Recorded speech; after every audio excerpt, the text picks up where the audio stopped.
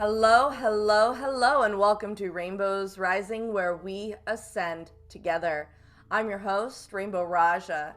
I have an incredible artist on today, Danielle Caners. Welcome, Danielle. How are you today? Thank you. I'm really good. So, I brought you on because several years ago, I happened across this incredible yoga mat that covered all the chakras, had all these animal totems in it. And I have been using this yoga mat for like a solid 4 or 5 years now. And I really wanted to reach out and bring you on the show so you can share your art because it has been used for my tarot, it's been used for my healing sessions. Your mats are so diverse and has helped me work through my own healing. So I think it's worth sharing with the listeners your incredible art. Thanks so much. That's like all I could hope for out of my art is to really bring that out for people. It's been a great altar. If you haven't tried your own mat for an altar, it works wonders. Distance healing, it's great for distance healing. Self healing, I just put crystals all over myself as I lay on the mat. It's great. Mhm. So, for those out there who haven't seen your art, um, they should know that you have like so much symbolism woven into your art, so much detail.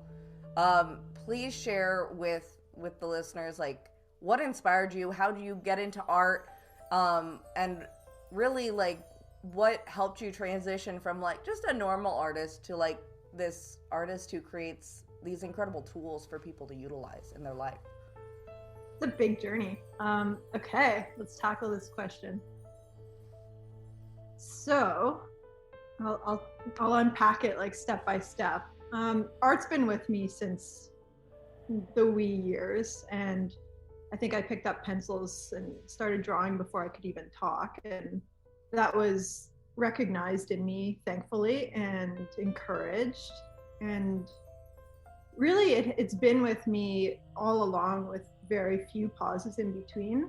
And I mean, it took a long time before I recognized it as a bigger piece of my life and something I had a lot to offer in it. At first, it was just more this hobby and this practice that I was super devoted with, until probably around 1920, I started to unpack more of what I had to say in it.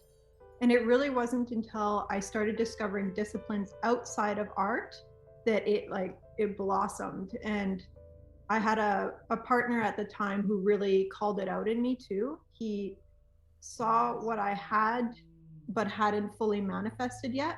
And he sat me down at one point and he was kind of like, look, you've got these abilities and you've got this interest in research and studies, and how do you bring them together to offer more to the world?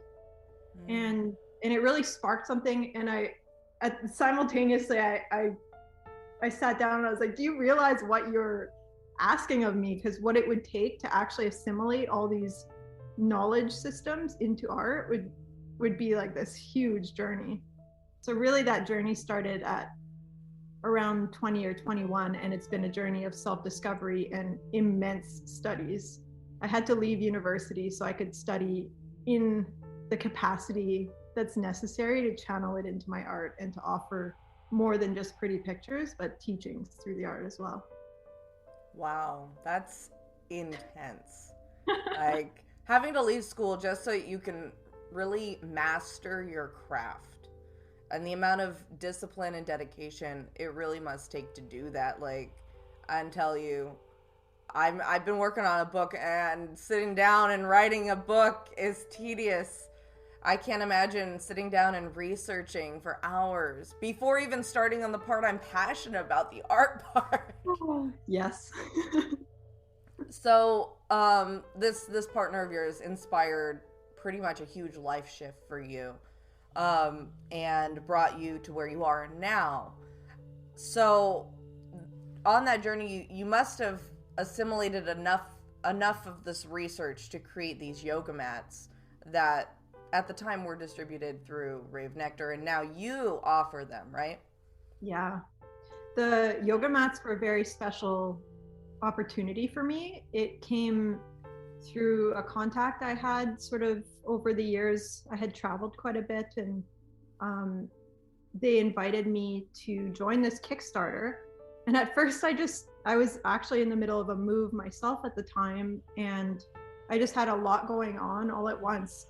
So I kind of just tossed some art that I already had at them, and it didn't really work for a yoga mat. And same partner, he's like, no, you actually have to sit down and see this opportunity for what it is and create a new piece that's dedicated for a yoga mat and for what people would find of value on that surface. And I was like, do you realize what you're saying right now and what that will demand of me? And then I realized he was right and went for it. So I had 21 days before, because they were launching it as a pre-sale Kickstarter. Mm-hmm. So I had 21 days to design something new. And that was a really intense timeline for me. My work is usually very slow and methodical. And For all so, of those out there who have not seen her yoga mat, it is so intricate and so detailed. And like the details are so tiny on this giant yoga mat. So I can only imagine how much she had to zoom into either her canvas or if she was working digitally, like how zoomed in you had to be. oh There is yeah. so much detail. I don't know how you punched that out in 21 days. That is insane. I wish I had my yoga mat right now to show everybody and be like, look at this thing. It is crazy beautiful. Maybe I can try and put a picture like somewhere in here. I'm just gonna try and Put that out try and there. pop a picture in there so they can see. Mm. But Seriously, it's like even I can't believe that I was able to do that and what it took. So he actually did a lot of the packing for us because he mhm. saw the importance of it. But there were times like I just had to work nonstop, and thankfully it came through. And then I had to teach myself to color digitally. I had never done that before as an actual piece, Mm. but I felt it was necessary. I drew it by hand, and I felt it was necessary to use that new medium to actually deliver something. And there was one day I can remember, this was just the depth of it. I was working on it for so long and sitting at my desk, and I got up and started walking down the hallway, and I fell over because I had been probably sitting on my leg for so long that it went completely numb, and I actually was limping and dragging myself Oh my across the god, hallway. no. It was like, it was nuts. It took such a tunnel focus to deliver that. I don't regret it, but I also don't understand how I was able to do it either. I think something was truly working through me there that was Yeah. It me. it sounds divinely planned. Yes. So after that first one, because I luckily I got the first one. I went on the Kickstarter. I had found this art, and I'm so grateful that I stumbled across this yoga mat because I have had it now for a number of years, and I have used it for so many different things.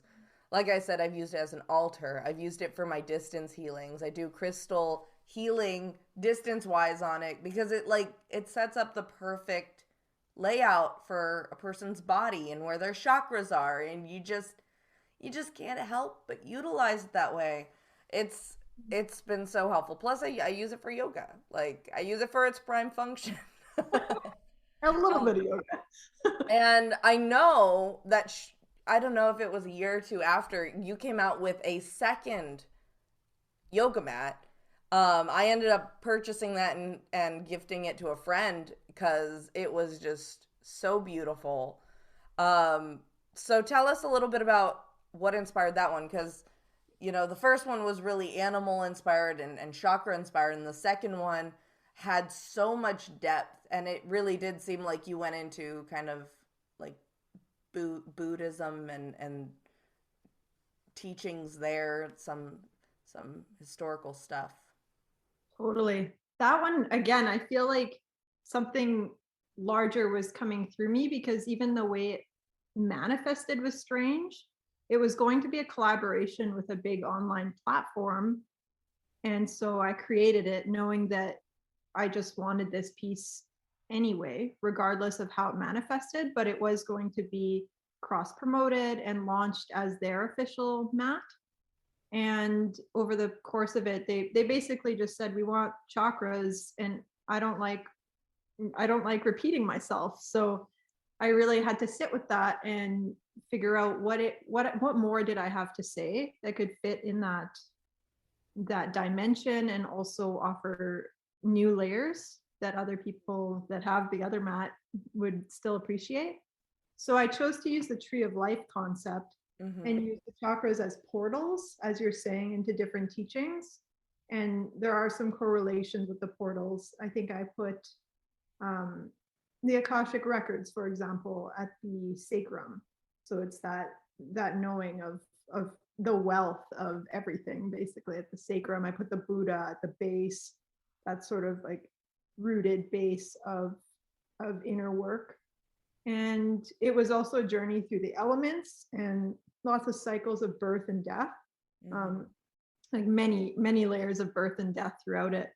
And then after I completed it, and I actually took longer on this one, so you can see I sculpted it more and kind of took it to a new layer of digital work for myself. So just technically, I was exploring a bit deeper. And then by the time it came out, there was some snags with production and all sorts of things, delays, and eventually it fell through and wasn't going to be this cross-promoted mat. So after all that, it didn't actually turn out to be used in the way that I had created it for. But I felt like that was the catalyst. And this has happened a couple times in my life. There's a catalyst for a certain piece to come through. Even though it doesn't happen exactly as planned, it's there now, and it wouldn't have happened otherwise. And it still got to, see the light of day as a yoga mat and be shared. And I still offer it today. So no regrets. I think it's a perfect sister piece, and they kind of complete that cycle. They do. I really appreciate. They're so similar and yet completely different.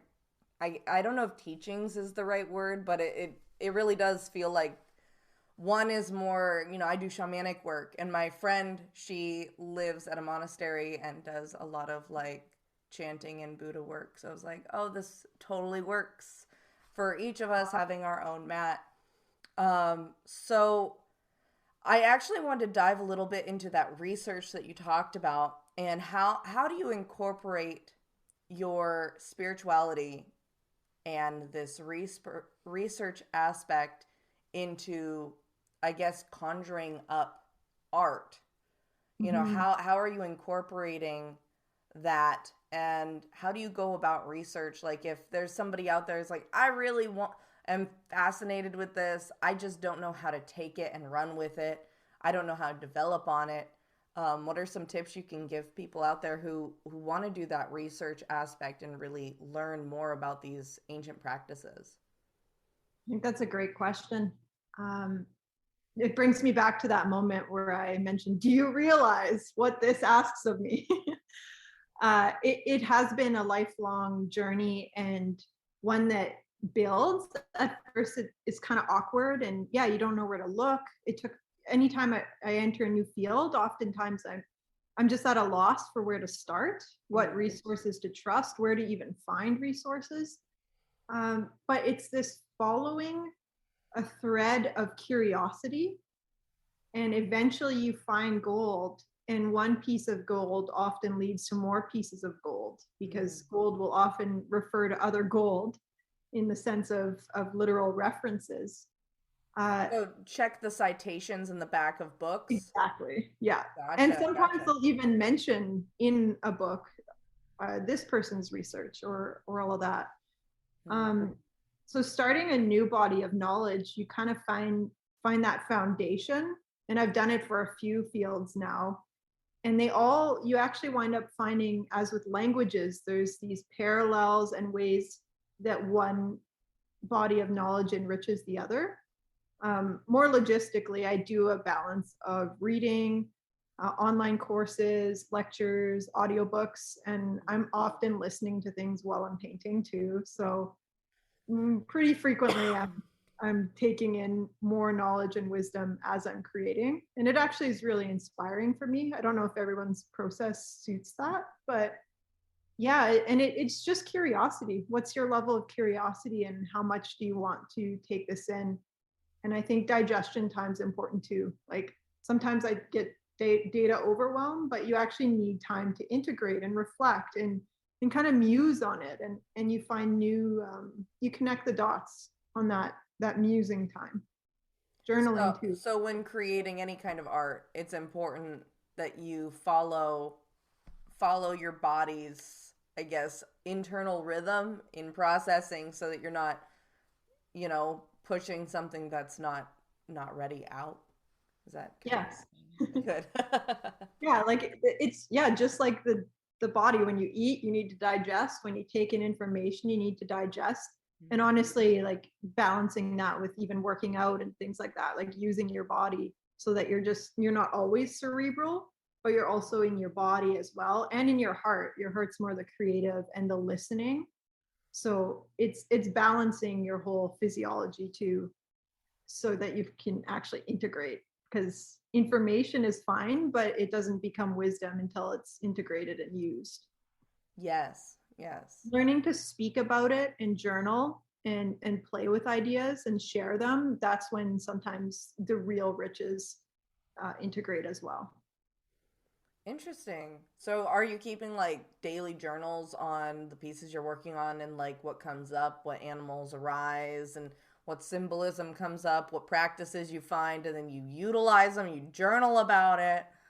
Yes, I have a journal right here, and I think I started this one. This is actually You a guys, little. she's gonna share her I'm journal gonna with us. share my tome. No Gonna one make has your seen it. diary. Well, some of it, yeah. This has been just literally a month. That's a lot of writing.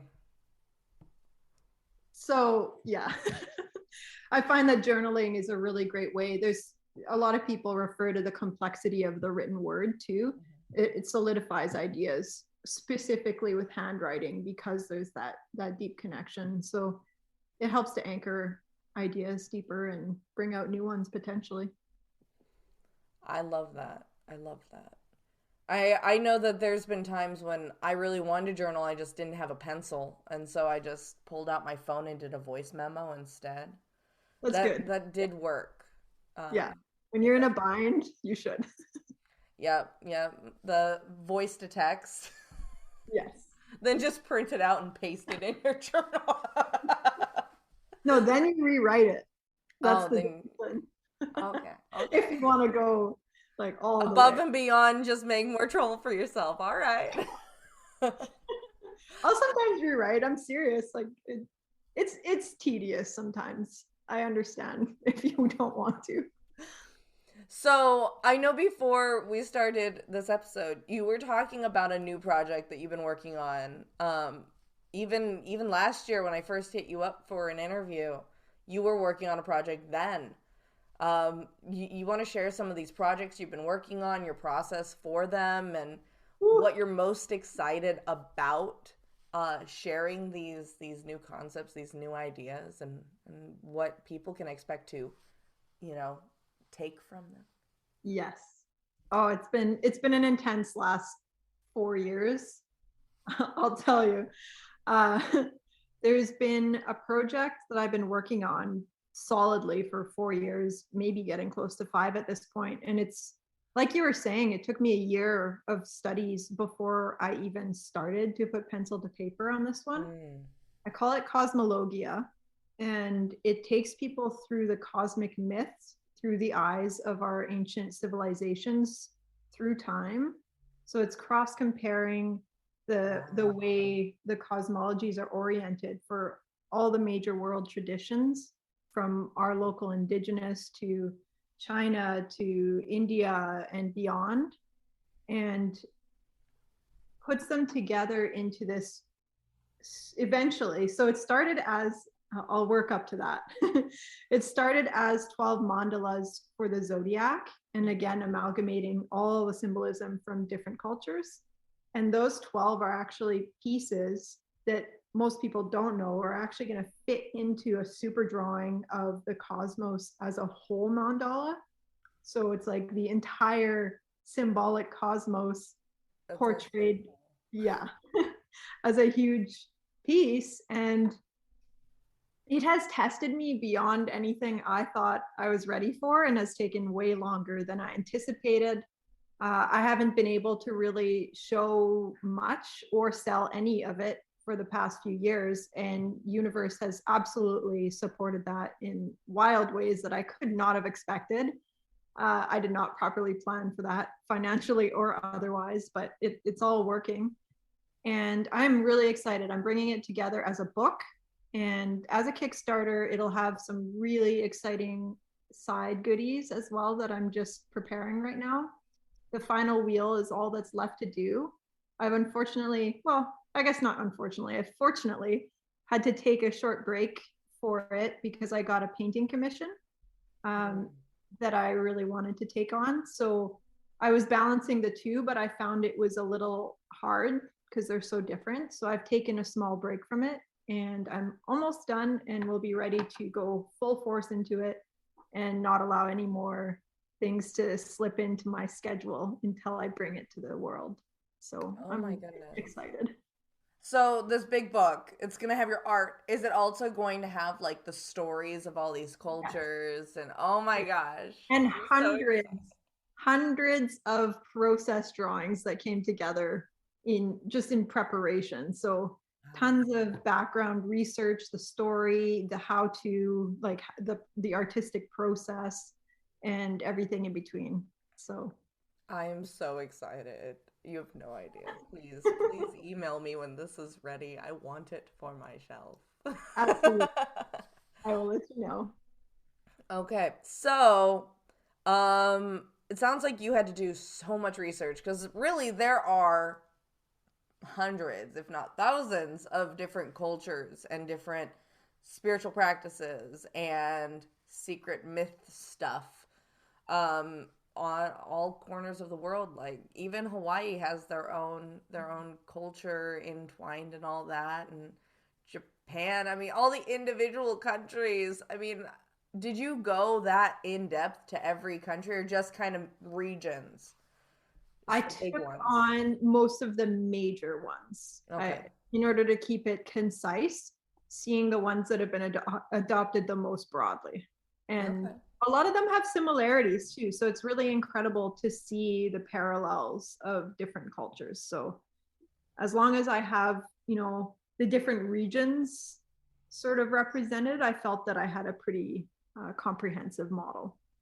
You see, I had a similar idea when I was so much younger. Where I was like, I noticed that there's a lot of fairies that they have different names in different cultures, and I wanted to be able to map out where these fairies were Ah, and to be like, hey, look, this fairy was found in this culture in like 1600 da da da da da, and over here also. And I was gonna like do some, it sounded like a lot of work, and I was like, I have other things I'm doing.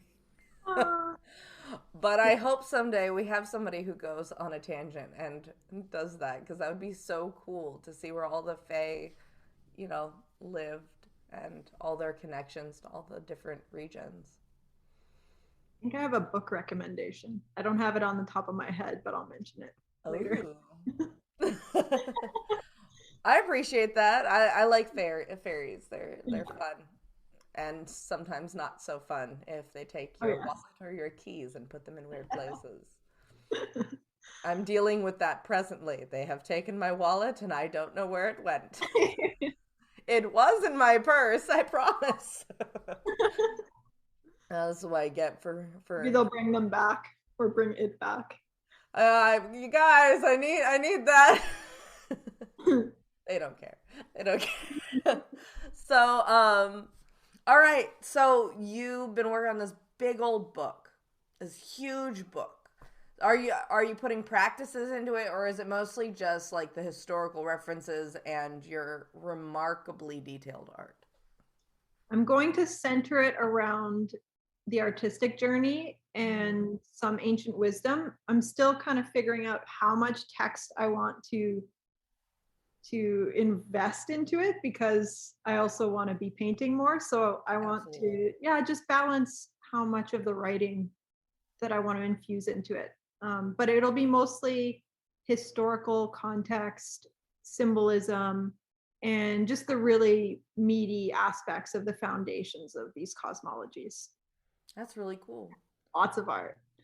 So I know that symbolism, signs, omens, listening to nature, listening to the conscious universe. These are things that we're all encouraged to do by gurus and shaman people. And I think a lot of people really struggle to identify when the universe is actually sending them information and when it's all in their head.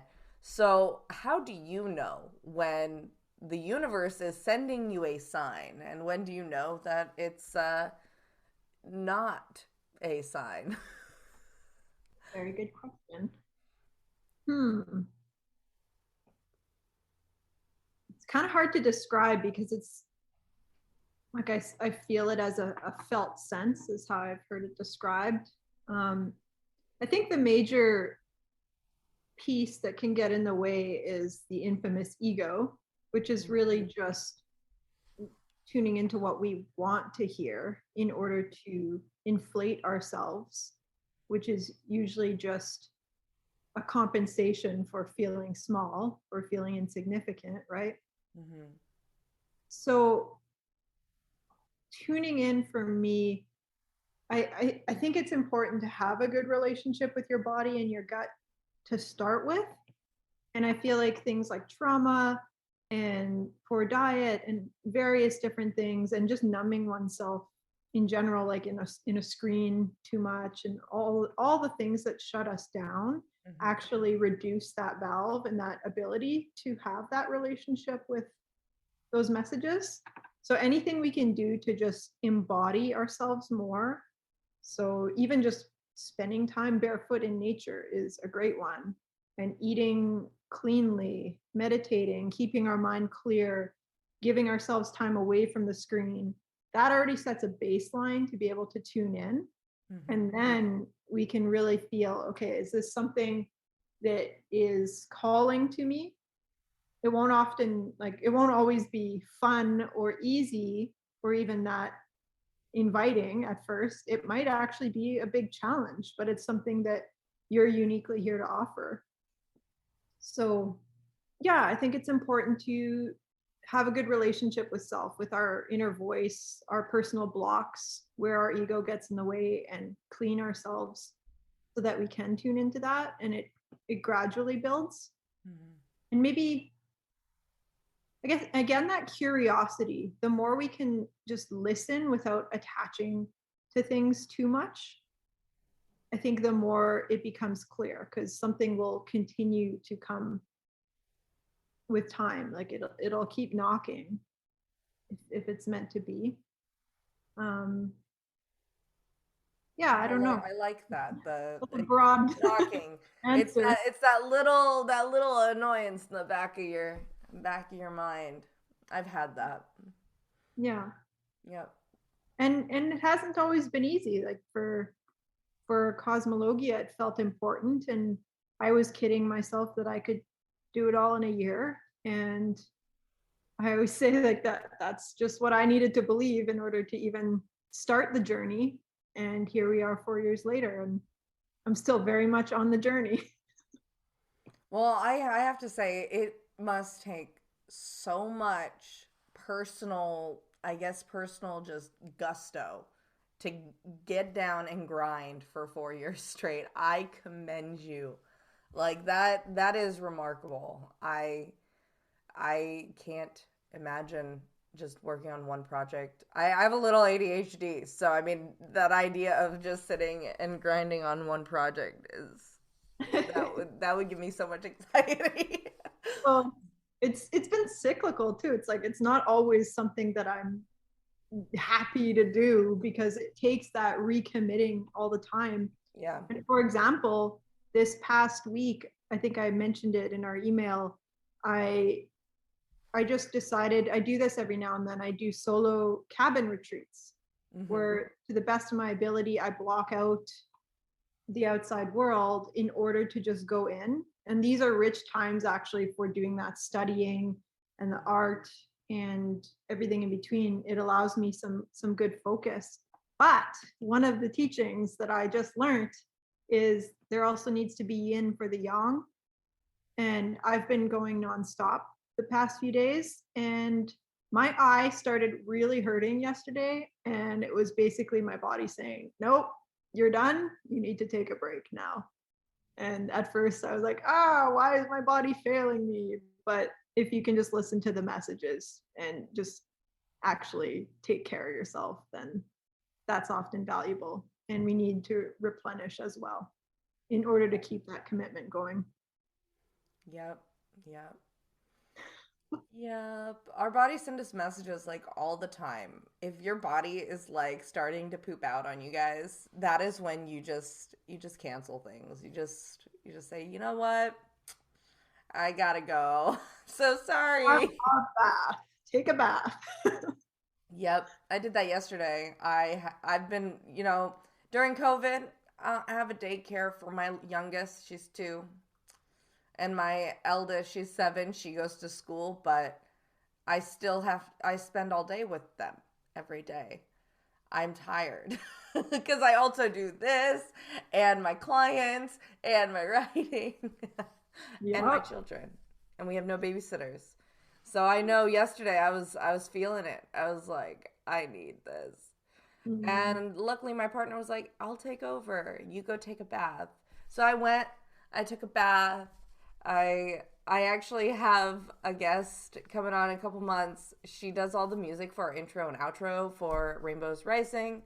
And I listen to her music and it's like chanting. It's so nice. And I just was like chanting along and just relaxing in the tub. It was so, so nice. I needed that recuperation time. And I had so much more energy when I came out. I was like, now I Yep. can go play with the kids.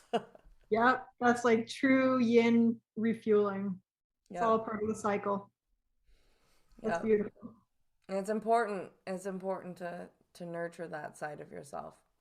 Mm. It's so you're so lucky you have a cabin to go like escape to. It's a blessing. It was hilarious though.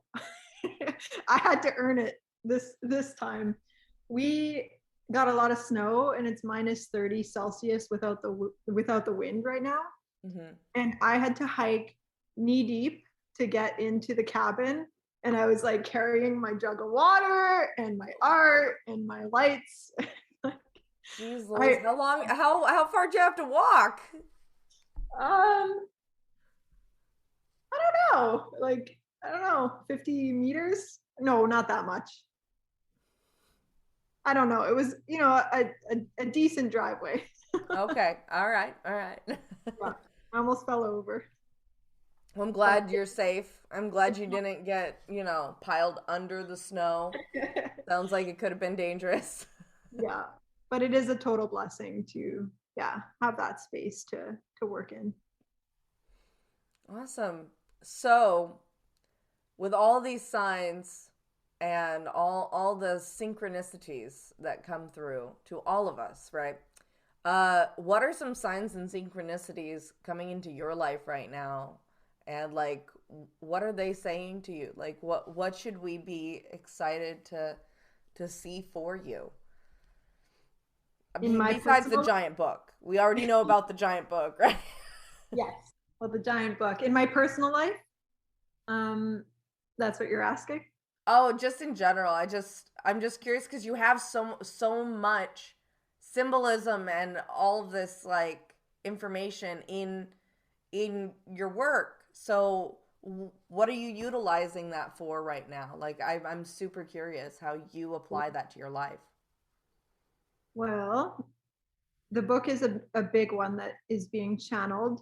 Hmm. I have 3 to 4 major series coming through in the queue afterwards that I continue to get little downloads for piece by piece. It's Hmm. almost like in the background, things are slowly being created and steeping really. Okay. I think a lot of projects are with me for multiple years, maybe 3+ years before I even start working on them. So actually, there's one series of elementals, little nature spirits, since you've talked about fairies, that might be of interest. There's another one that's oriented towards the the elements and the four directions. Um, very excited about that one, and I'll be merging more classical painting technique into it. So one thing I just keep getting drawn to, and I'm listening to it, is classical painting, and it's like the final frontier of the skills I've been wanting my whole life, but it's felt so unattainable. So recently, I will take significant amount of time outside of my lucrative art in order to just channel the masters and recreate old paintings so I can learn how to do them. So it's like, yeah, these little signs, it's just, they come to me in what speaks to my heart as well. And those paintings have been speaking to me. Actually, I have one with me right now that I was just working on. It's tiny, but Oh, it's it's a beautiful. it's a half, maybe 1/3 completed study of Sir John Pointer's work. And yeah, it's just an incredible composition. And I'm working with different glazes and layers. Um, and in terms of my non-artistic life, I'm also channeling a lot into the breath work that I offer. So I offer my own practice of one-on-ones and small group offerings of breath work, which helps people to just get amazing downloads and clear themselves of limitations. It seems so too simple to be as effective as it is, but breathwork is just this amazing, unending gift that we have within us that can just open up so much.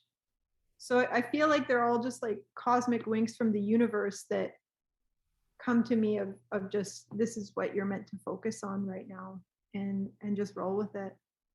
That's so great. I actually was going to ask, what is your process for getting all these downloads? But then you were like, breath work. And I was like, there we go. There we go. Breath work.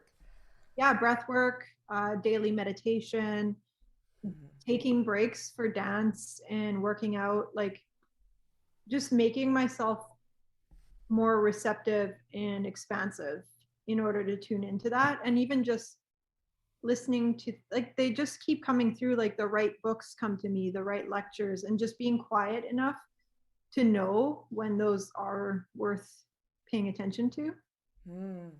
Yeah. Well, that's so special.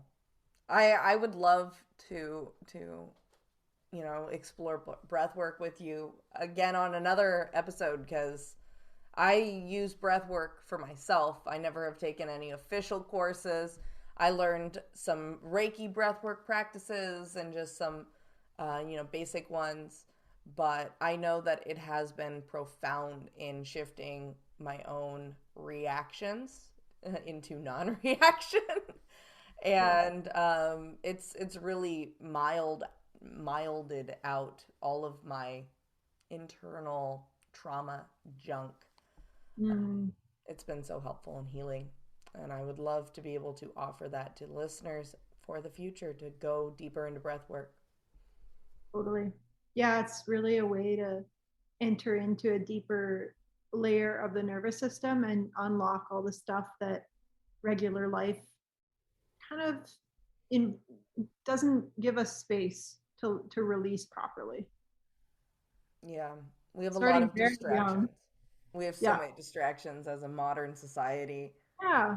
And we don't have the language too. A lot of people don't recognize how a human being develops, even from right from the start. All the little things, like even the way people are born is this big medical emergency. And I've actually meditated back into my birth experience and tuned into what I felt. Mm-hmm. It's pretty incredible. Like I did not want to come out into a bright, noisy, chaotic room. I Yup. felt that, and it actually rips us away from the sacred of entering this world in a sacred way, as like this is like a ceremony of entering the world. Instead, it's like a big crisis. And So it's not like society has made it very easy to do it the natural, working with a midwife and some doulas in a, home environment. That's just not as cost effective. Even if you have insurance, a lot of insurance won't cover that. It's uh, it's really a shame because I think it would be saving a lot of money, not just for the people, but for the the doctors. And if people are healthy enough to have a baby at home, Mm, it feels safe. It's comfort, abs- and the mother can relax fully, and that way she won't be in pain, and that way the baby will feel safe because, oh, mom feels safe, I feel safe, I want to see what's going on outside.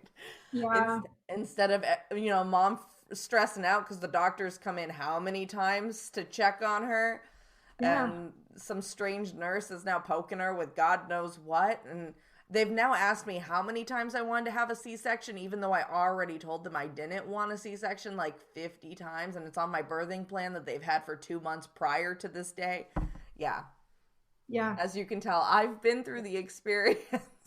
yeah. Well, even the painkillers that like they push it over and over again, and they're Having an advocate is so important. Making sure you have somebody there yeah, to just constantly say no on your behalf is so important. totally. It's like an altered state. You don't really want to have to argue with people. You just want to focus on what you're doing. And I always go back to, it's part of my research. I love researching various fields, and birth is one of them. Any mammal, when it's giving birth, wants to go to the most quiet, Dark, dark, uh, isolated. isolated place in order to actually open themselves and soften to the degree that it takes to do that in the most painless way and Yep. the most easeful way. And that actually signals the baby that this world is, It's safe. welcoming and easeful. But what do we create in The our modern noisiest, world? most stressful, horrible situation you could possibly imagine. And then actually going against gravity and laying on our backs. So yeah, I think just being able to recognize uh, what nature has given us and align ourselves more with the natural preference of nature would be an asset and could quite literally change our next generation if everyone was born into a joyful experience like that. Yeah, I really appreciate your perspective on when we're looking at how we developed. You go all the way back to birth. Oh yeah. All the way back to that birthing experience, because I know I used to do, I guess I still do, it's just COVID time, right? Prenatal massage. And I would go sometimes with clients to their day. They were having baby delivery day, so I'd go massage them and help them relax, because hospital is definitely not a relaxing place. So having somebody massage you, kind of help coach, advocate. I was just doing that, and it was really interesting being there, watching how the mom just kind of shuts down, because I've been the mom, but I like watching somebody else just kind of like shut down. They're just trying with their energy just to like Mm-hmm. create this bubble, and it's so hard Oh, to recognize that that in itself is traumatic for the baby, that's traumatic for the mom, you know and how that affects us as we grow and as we develop. Like, that's an important thing to recognize.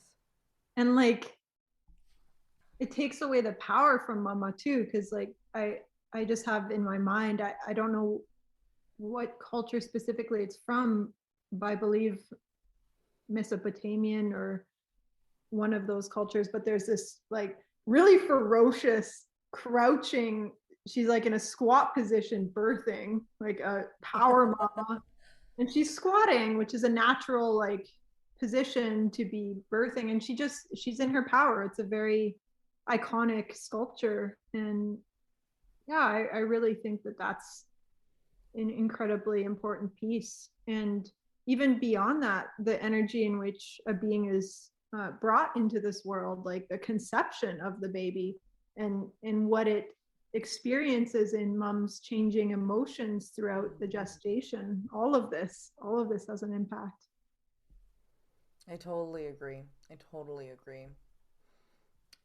Well, I'm really grateful that you are creating this book for all of us in the future. It has yet to come to be, but I'm really grateful that you are mapping this out because I think even though we are this incredible Western society, we've got a lot of good things going for us, we really are shielded to how the world developed.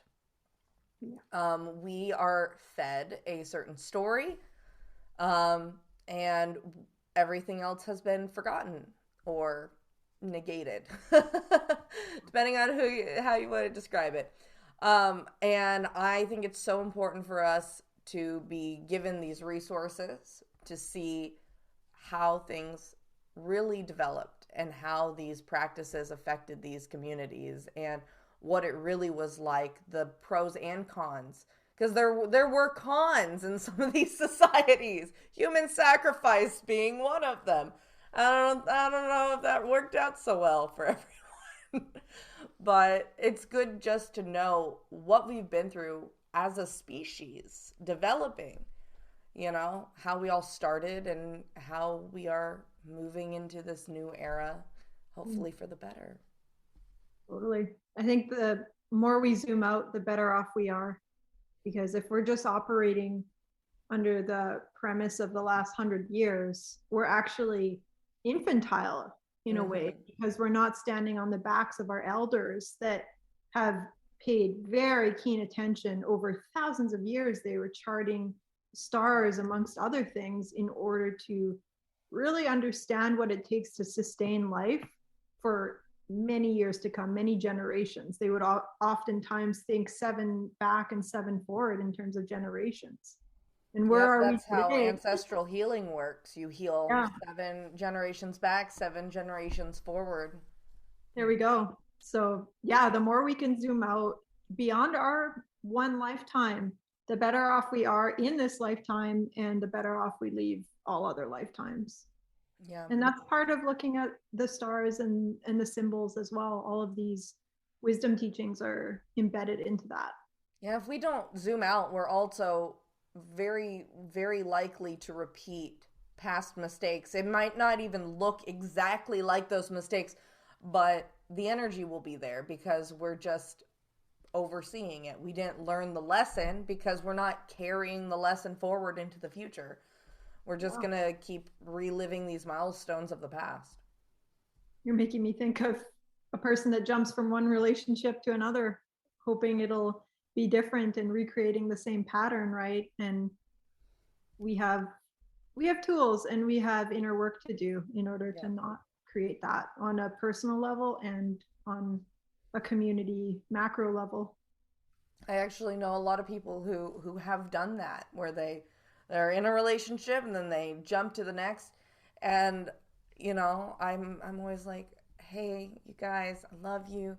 You guys got to take like a year plus break. You have to know who you are. You have to know what you want.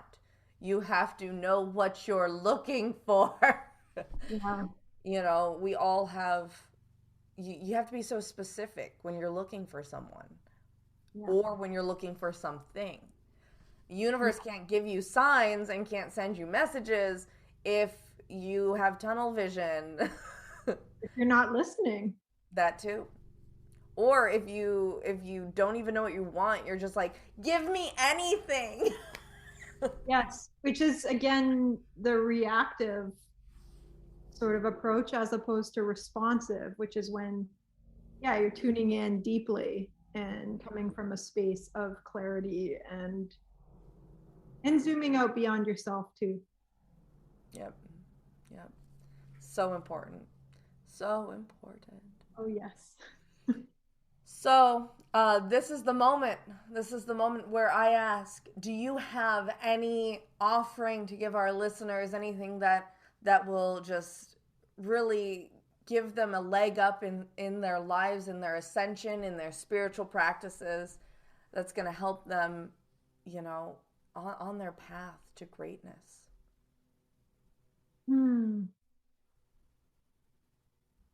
I'm really quite blank to that.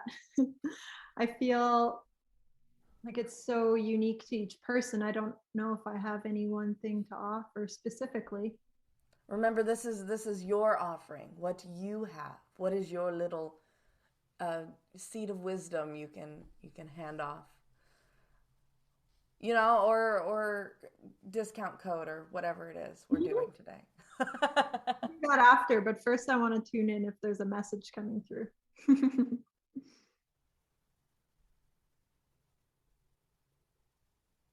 I really think the biggest thing is connecting with breath, in whatever way people are guided to. I feel like if we're not properly breathing and expanding into our body, we're not properly living.